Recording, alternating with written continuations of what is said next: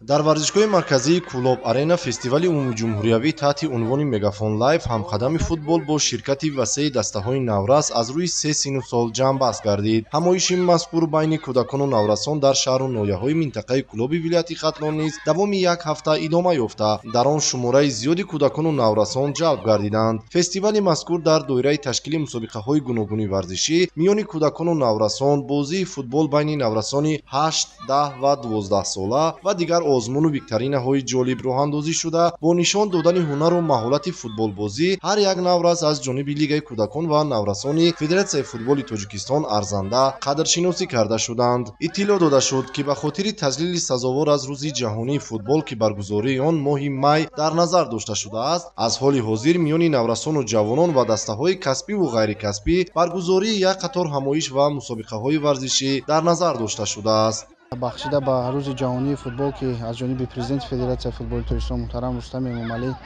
бо як созишномаи махсусе, ки Созмони Милали Муттаҳид яъне қабул гардид, Лигаи футболи кӯдакону наврасони Федератсияи футболи Тоҷикистон тасмим гирифтааст, ки чорабиниҳои мазкурро байни кӯдакон ва наврасон оғоз намоянд. Албатта имрӯз мо дар шаҳри Кулоб бо дастгирии бевоситаи Федератсияи футболи Кулоб ва инчунин мақомоти ҷои ҳукумияти шаҳри Кулоб мо тавонистем дар варзишгоҳи Кулоб Арена марҳилаи ниҳоӣ, яъне финалии онро баргузор намоем ва дар ин мусобиқае, ки мо муддати 7 рӯз баргузор гардид, зиёда аз 24 даста дар се сину сол яъне ширкат варзиданд.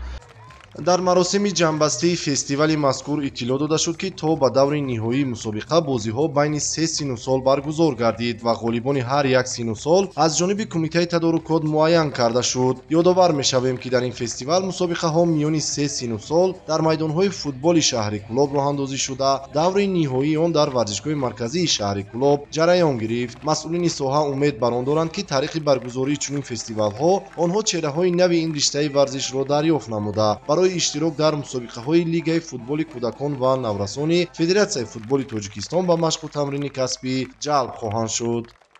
бо мақсаде ки дастгирӣ намоянд кӯдакони ҷавону наврасоне, ки дар тамоми ҷумҳурии Тоҷикистон ҳозир фаъолияти варзишӣ доранд, яъне ки дар оянда ситораҳои нави футболи тоҷик гарданд ва дар арсаи байналмилалӣ номи Тоҷикистонро баланд бардоранд. яъне ки имрӯз хеле ки шумо дида истодаед, дар шаҳри Кулоб мусобиқаи Мегафон Лайв ҳамқабати футбол ба поён расидааст. бо Лигаи футболи кӯдакону наврасон Тоҷикистон созишнома бастем ва дар оянда мехоҳем, ки чунин мусобиқаҳо зиёд гардад, на танҳо дар шаҳри Кулоб, балки дар тамоми ҷумҳурии Тоҷикистон.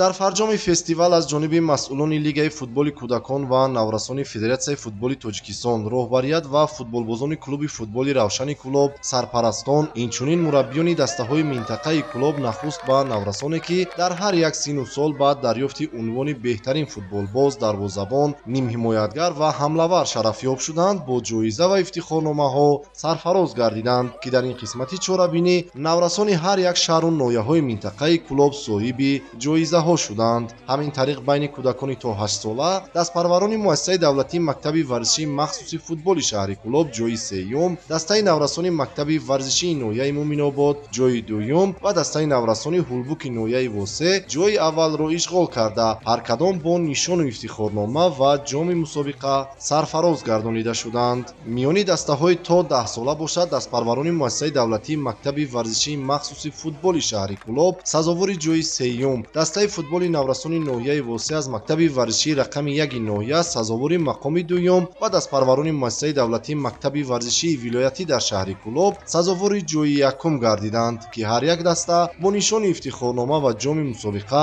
қадршиносӣ гардиданд. дар ниҳоят миёни наврасони то 12 сола низ ғолиб ва дигар ҷоизадорон муайян карда шуданд. дар ин сину сол дастпарварони муассисаи давлатии мактаби варзишии вилоятӣ дар шаҳри Кулоб ҷойи сеюм, дастаи дигари ноҳияи Восе аз мактаби варзишии рақами 2 мақоми дуюм ва дастаи наврасони Равшани шаҳри Кулоб бошад ҷойи якумро ишғол намуда, бо нишону ифтихорнома ва ҷоми мусобиқот шарафёб гардиданд. тасмим меравад, ки баҳри оммавигардонии варзиш миёни сокинони кишвар аз ҷониби Лигаҳои футболи Федератсияи футболи Тоҷикистон дар рӯзҳои баъдӣ низ дигар мусобиқаҳо ба таври густурда ба роҳ монда мешаванд.